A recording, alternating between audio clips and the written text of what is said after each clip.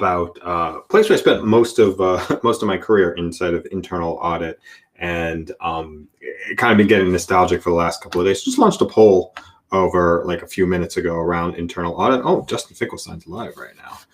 He is. All right. Collective Brainstorm, talking internal audit. All right, let's get rid of that thing. All right, cool. Let's bring this thing back here. I want to pull up the post here to be able to share. So I want to give it some thoughts around it. Let me just get this. Get the post up on LinkedIn real quickly here. Can you come on? Let's show it live. Let's show it live. Talking internal audit, collective brainstorm. Let's make sure to get some audio there. All right, cool. Do a little bit of content. So if you are joining, please say hello.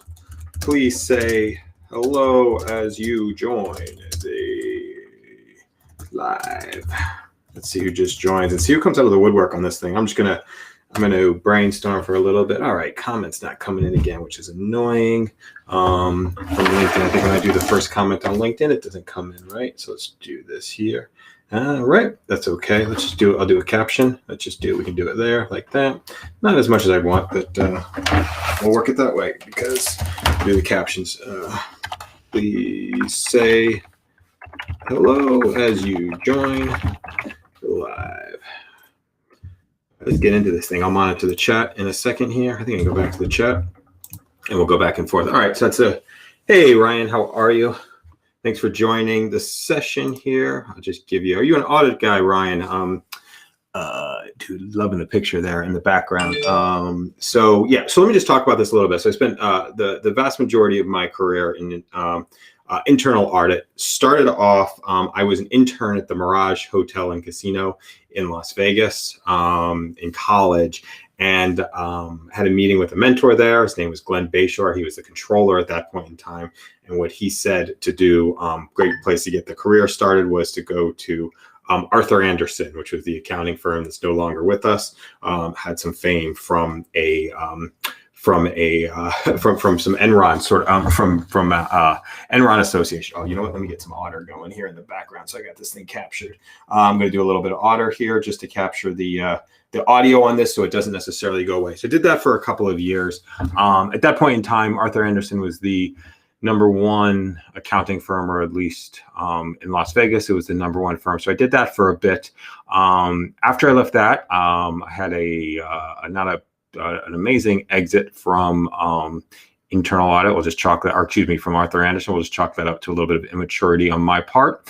But a movie, not an audit, just interested in hearing what you have got to say. Awesome, Ryan, appreciate it. Thanks so much for coming on here. So after that, I wanted to travel. So I moved to New York. My friend James Tricarico, who's one of my fraternity brothers at the time, he introduced me to a recruiter, a gentleman by the name of Phil Gornai, who's happens to still be one of my best friends 20 years later. And Phil found me a role in, at that point in time, it was Young and Rubicon, which was the advertising company. And I wanted to be able to travel. So spent the next couple of years traveling around the world, doing some internal audit work. Came back when Sarbanes-Oxley came around, did that for a couple of years during the Sarbanes-Oxley period. And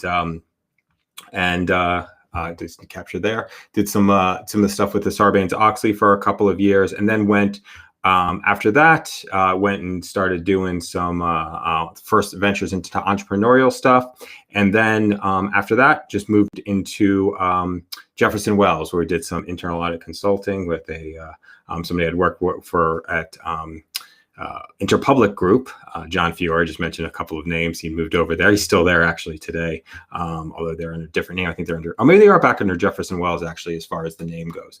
So did that for a while. Left in 2009, 2010. Left and went to, again, did some entrepreneurial stuff. I was doing some like heavy real estate investing at that point in time, and then came back and was part of the internal audit team at AIG. One of my proudest experiences there, we created a morning happy hour, which was first iteration of doing some networking stuff in the space of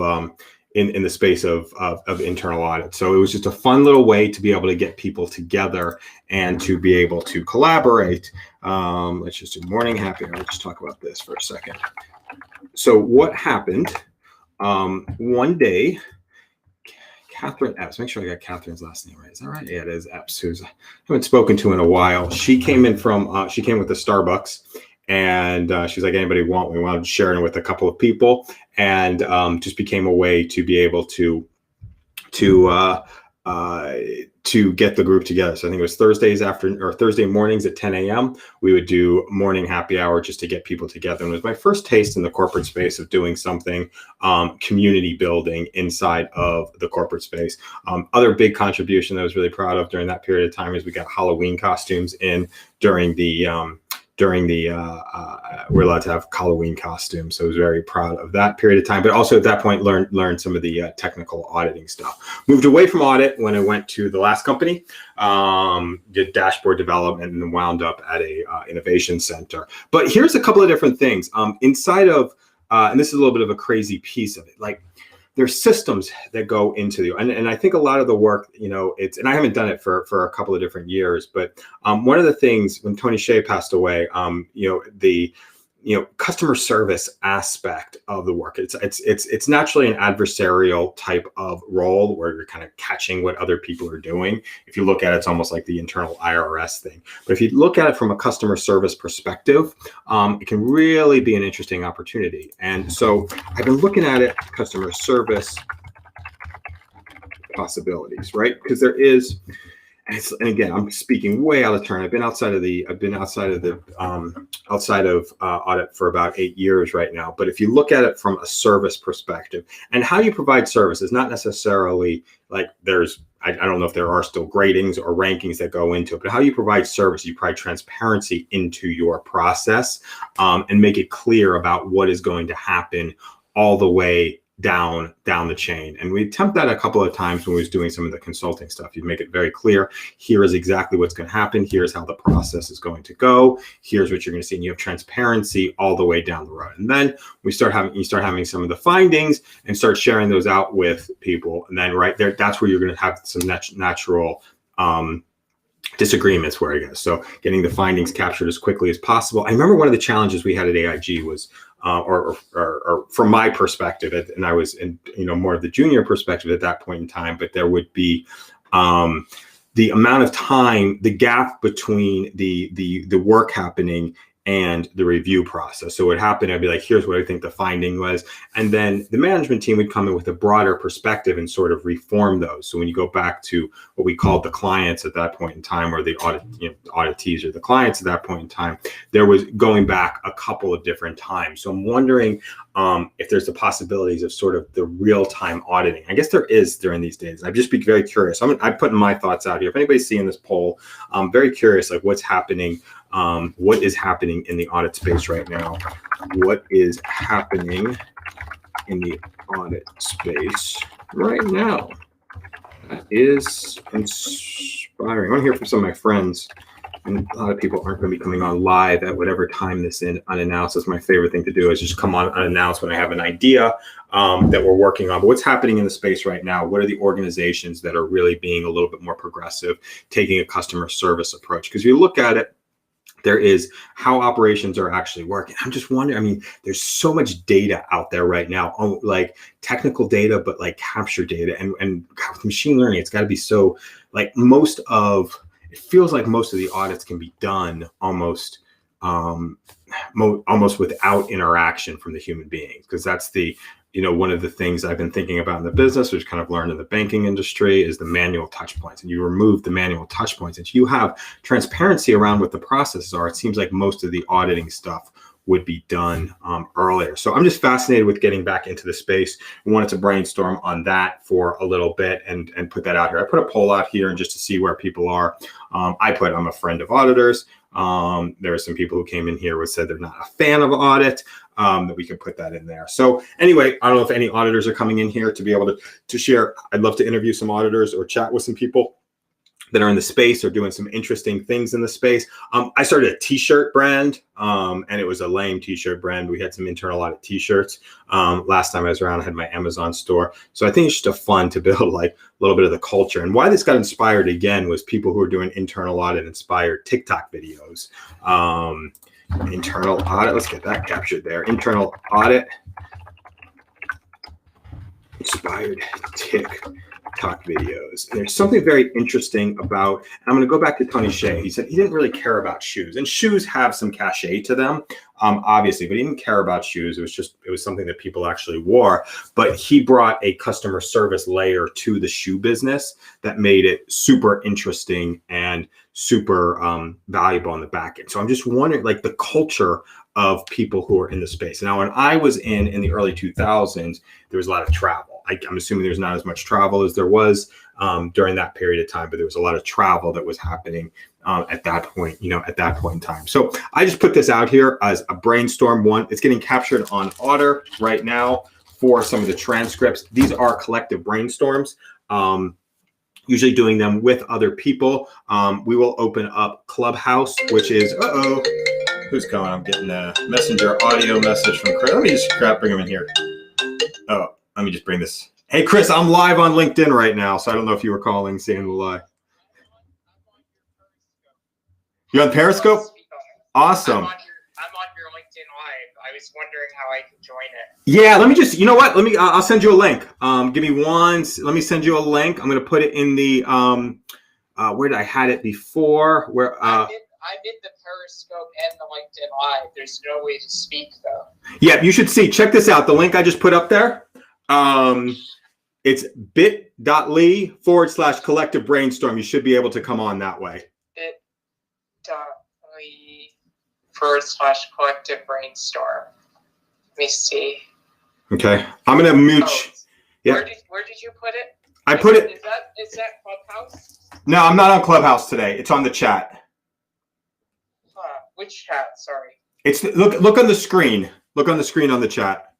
LinkedIn or Periscope? Both places. You should see on the screen a link for bit.ly/collective brainstorm. Oh, I see it now. Sorry. Yeah, no worries. Okay. That'd be very interesting for people to listen to. So here, let me just give a little bit of background here.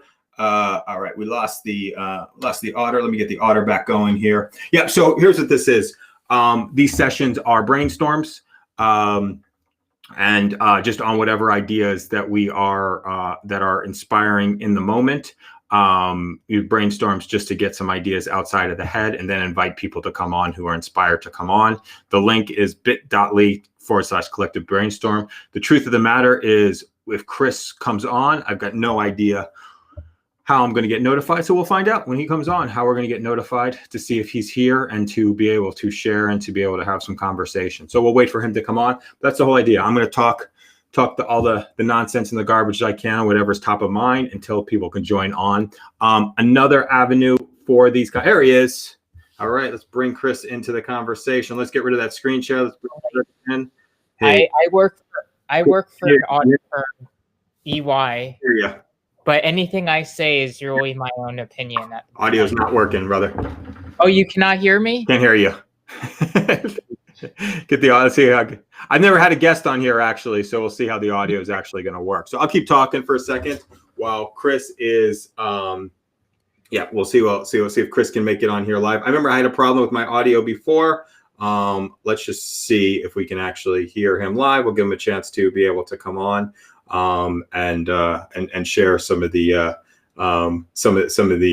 ideas on here. But let's just see. This is the first time we're testing, coming in on the live chat. Oh, Chris is out of here. Okay. So yeah, so I'll have the opportunity to bring people on. I want this to be as serendipitous and as random as possible for people to come on. So if anybody is still leaving, you have the opportunity to come on live. I need a haircut. We're not doing haircuts outside because COVID. I can't shave my head because it's still winter time here. So yeah, that is it. Let's just see. We'll give him a chance. All right, let's see. Chris is coming on one more time. Let's give him one more shot. Let's just see. Hey, Chris, can you hear me? Oh, shoot. The audio is really bad now, isn't it? Oh, I kind of hear you. Crap. I don't know where you're coming through, though. I don't know if people. Let me just see if I can hear you on the live stream because I can't hear you here. Let me try. It's gonna be weird. Let me see if I can hear you on the live stream. All right. See if Chris comes on. All right. So we'll probably, all right, let's try it one more time. Now, is it broken? We got you on air. Chris? Is it working, the audio? I don't have you yet. Play a local video, invite guests. Refresh. Yeah, I can't hear you on the audio. So Test 1, 2, 3. Test. you want to come on? I'll bring you on in Clubhouse. Okay. We'll open a Clubhouse room. I'll bring you on in Clubhouse. Clubhouse? Yeah, Clubhouse. All right. That's got to be really entertaining. If anybody's staying along and you stay through this thing, it's got to be a really entertaining way to go. But this is happens when we start doing stuff live. Clubhouse, Chris, you coming to Clubhouse? I'm in there. I can pretend like, all right. I can't hear what you're saying, but I'll bring you on. I'm going to open a Clubhouse room real quickly here. We're going to open a Clubhouse room. We'll bring quick. I'm starting the room here. Let's go. Open room. All right.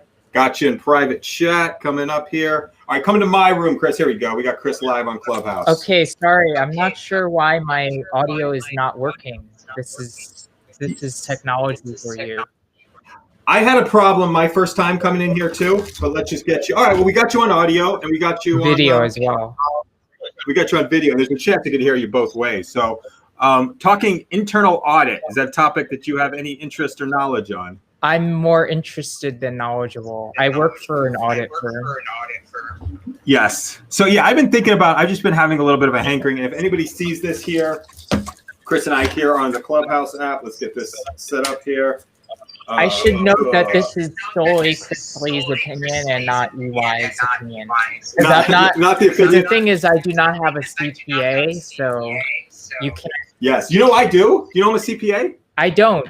People always ask me, do I have a CPA? I don't. I studied for the CPA, but I never wanted to take it. I just studied it because my ex-girlfriend, one of my ex-girlfriends, she was studying for it. She's a CPA now.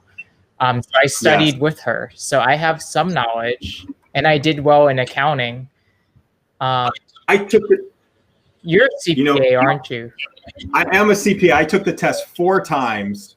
I finally passed it the 4th time. The way that I passed it was the first one of the managers at the firm who's passed away. His name was Kurt Mayer. When he said he just pounded the multiple choice questions, and that's how he passed it. And it was the first time that I learned to study that way. And it's like, that's the first time before I read like Ultra Learning. I didn't read a book at that point in time. I had first book I read was after I took the CPA exam. It was Have a Nice Day, which was Mick Foley's book. It was the first book that I ever read. You didn't use Becker? I did not use Becker. No, I did. I can't remember because Becker. I can't remember why I did. Yeah, I didn't like live classes, so I never used Becker. A bunch of people. I'll see it. I'm just looking at some of the names. One of the people, my senior auditor at that point. At that time is now the office managing partner for KPMG. His name is Rick Arpin. I'm just looking at some of the names that keep coming up here. So I just, kind of going back to those audits. I've forgotten about it. And that's why I did this one to kind of bring out some of the audit specific people. I didn't use Becker, and I wouldn't use it today. I don't even know how to study for it today. Maybe I'll restudy for it. Oh, it's very hard today. It gets harder each year. They make it harder and harder.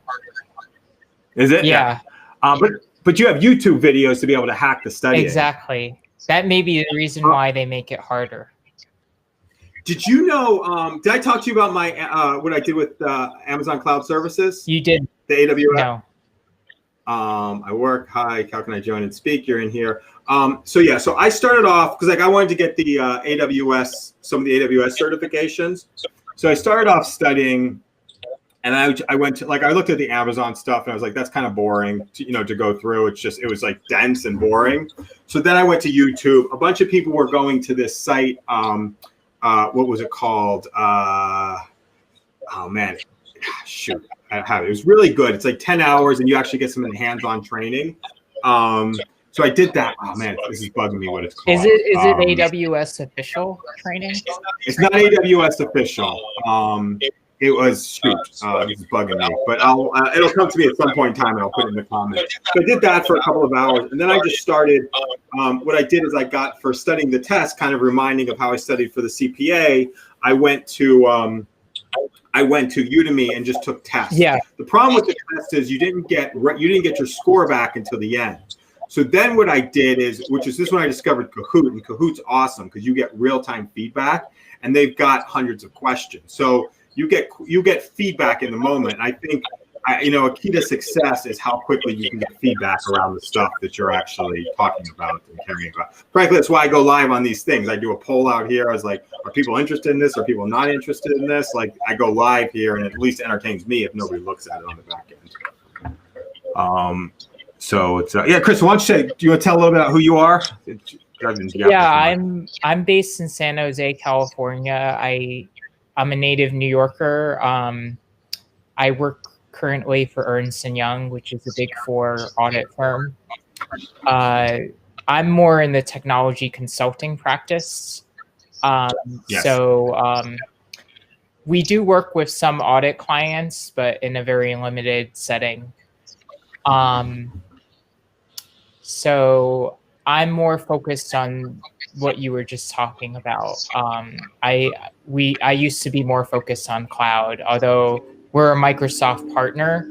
So we are more focused on the Microsoft Azure space. But in San Francisco, we do have a cloud practice that is focused on everything, including AWS. And yeah, I've used AWS myself. I have a little bit of experience. AWS versus, how do you spell Azure? Azure. I've even used Azure. I've also used Google Cloud, GCP. Yeah. Yeah. Yeah, the AWS. What was you say? And it's an interesting thing because I'm just noting, like, I just pay attention, like all the acquisitions that EY is doing, getting into all these, like, and I think the large public accounting consulting firms, that's what, have to be everywhere at this point in time. You know what I'm saying? It's not like, it's not competition with the other firm. You still there, Chris? You look like you're frozen on the phone. Oh no, I was listening to you. That's just my RBF.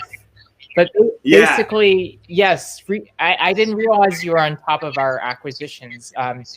Last month, we acquired a firm called Zilker Technologies that is very focused on. Oh, you know about it? No, I don't know about it. Okay, No. It's a mid-sized firm that is focused on e-commerce and cataloging, online cataloging. We just acquired them. They have experience with order management and e-commerce. We already did have a cloud, practice. This group is more focused on e-commerce and e-commerce dev. So it's exciting times. We just acquired a bunch of people under our group. So, interesting. I'm going to get called for dinner here in a second here. So yeah, the other piece I think is very interesting is the kind of the focus on the entrepreneurials and the small companies. I always like ask people, how small can it get? How small can you start? And every time I ask, like, because it's the small companies like that, or it's the small, like the single entrepreneurs that are typically doing the most innovative stuff or have the most innovative thought process. And most aren't going to hit. Most aren't going to grow to a place where they're going to be a successful client. But the 1 in 100, the Amazon, with the stories of E&Y people packing boxes with Bezos, and like when it's still small, and it's like, I think that's a mistake. I mean, not like companies and people, like they're not willing to bet on the small groups. But by the time somebody's so big, they're baked already. You know what I'm saying? And and it's just like, and so anyway, yeah, love that piece of the conversation. I'm going to put this one to a close before. Can I say something real quick before you go to dinner? You may. So we have every year we have two programs. One is Entrepreneur of the Year, which happens at the global level and the country level. Yep. And the local level, more regional level. We have another conference, and I'm forgetting the name of it. Your wife would know what the name of it is, which gathers a bunch of entrepreneurs together, where there's speakers. In fact, the Zoom CEO spoke at it. Strategic Growth Forum. Yeah, there's some. It's targeted towards mid-size and large-size owners of businesses. But Entrepreneur of the Year, and then another thing you were talking about, acquisitions. don't you find Salesforce acquiring Slack to be a very interesting acquisition? Now that they're under Slack, they're officially an audit client of ours, Salesforce. So now we have to keep that in mind. Yeah, I'll tell you, Slack never hit. I mean, like 99% of the things I'll be speaking about here are totally out of turn. But like I started speaking to Slack about some of the corporate stuff that they were doing, and they just weren't there. Like they just didn't have they didn't have it there. You know what I'm saying? So I think that Salesforce. I think actually Slack is going to be doing more for Salesforce than Salesforce will be able to do for Slack. Oh, interesting. That may be very well true because they never hit that momentum of like large scale of users. So Salesforce might accelerate that enterprise growth engine that they need. Yeah, because that's mostly been Microsoft. Microsoft has that strength. Well, yes, Salesforce has the enterprise. Slack has the humans. And exactly. My theory is the humans are more important than the enterprise. Not a ton of people agree with that. Mine, the lighting sucks here. Sorry. Not a ton of people agree that you got to get the humans because, like, very few people can be their full human self inside of the enterprise. You've got regulations, you've got just politics, but if you get people at the human level when they're being themselves, you've got a chance to actually build something that's amazing. The other interesting one that it's public at this point in time. Oh, hey, I'll be up in like 2 minutes.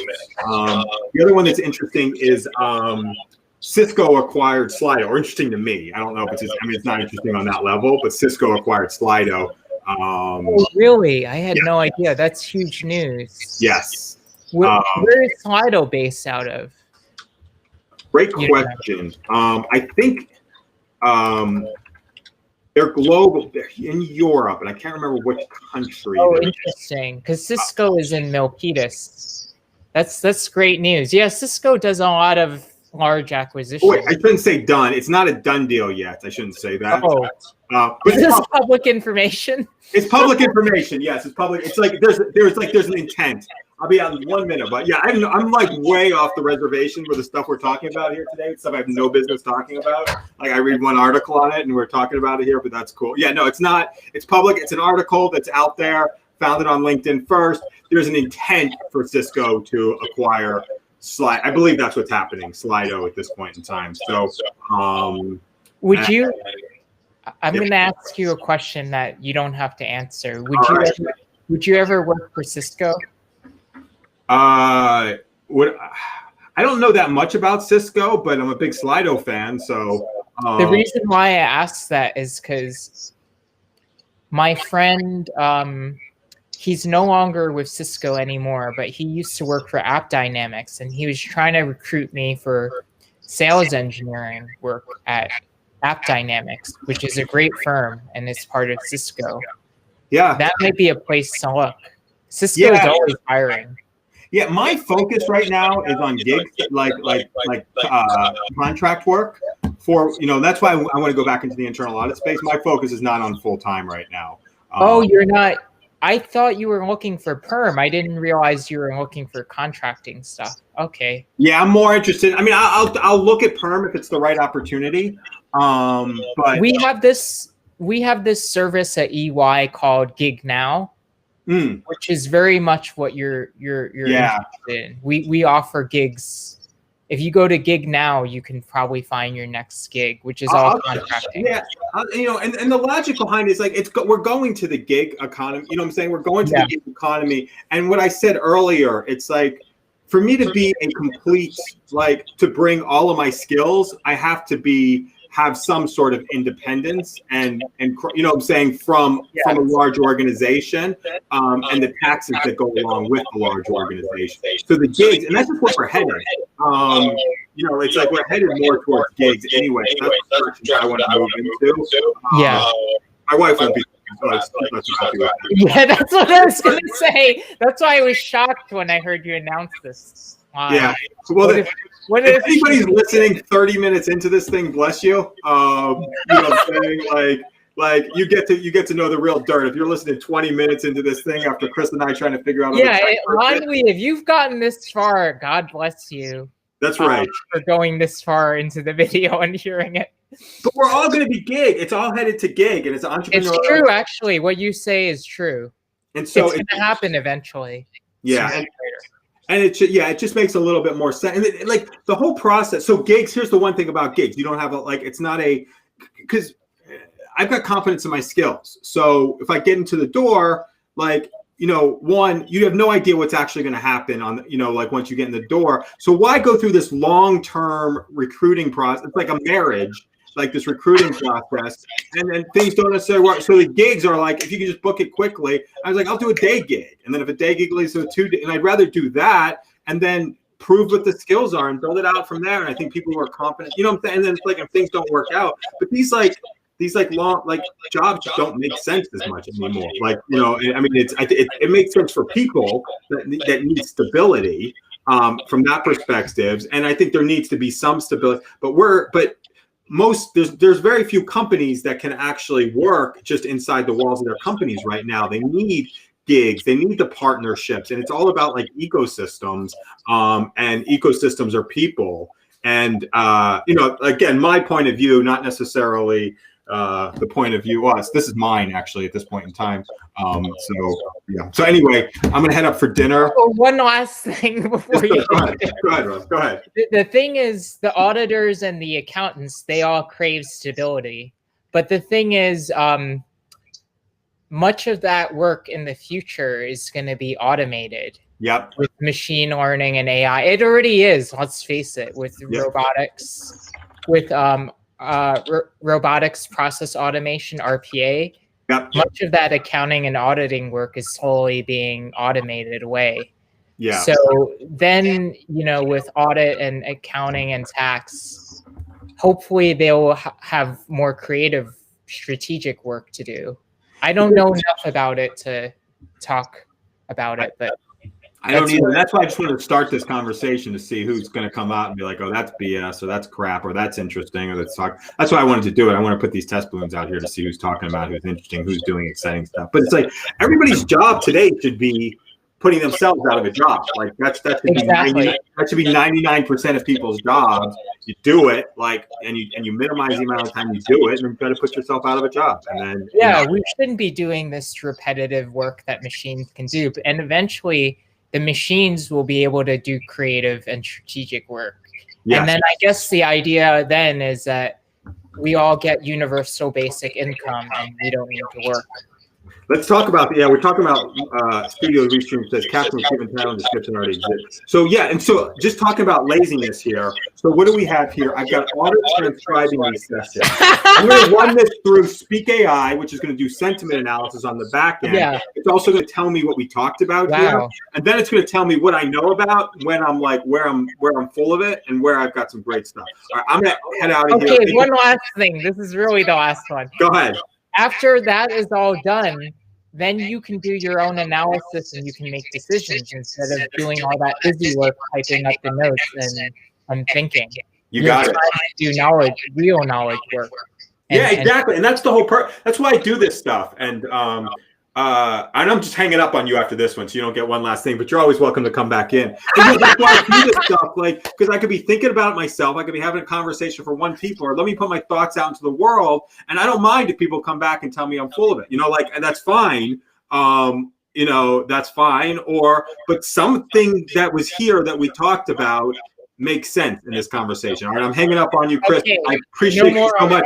Plug your blog real quick. Plug your blog. I'm pmchrisley.medium.com, I think, if I remember correctly. Let me just double check. Yeah, pmchrisley.medium.com and linkedin.com/in/pmchrisley. And can you talk about who upcoming interview, or you're not free to say who's going to be on soon? My next interview is with Lisa Adkins. She's former Accenture coaching at Agile Coaching Institute, and the author of Coaching Agile Teams. Coaching Agile Teams, great. I'm going to be interviewing some more famous people. That's all right. You got to break it here first, all right? I want the announcement of the famous. It's got to be on the live here first. If you go to somebody else, that'll be our last conversation. I'm just playing. No, this is the place where I'm going to break all the live. All right. I think we appreciate actually have some live announcements coming up soon. Okay, you're always welcome on, Chris. So it's thank you so much. Have a great night. Thanks. Bye.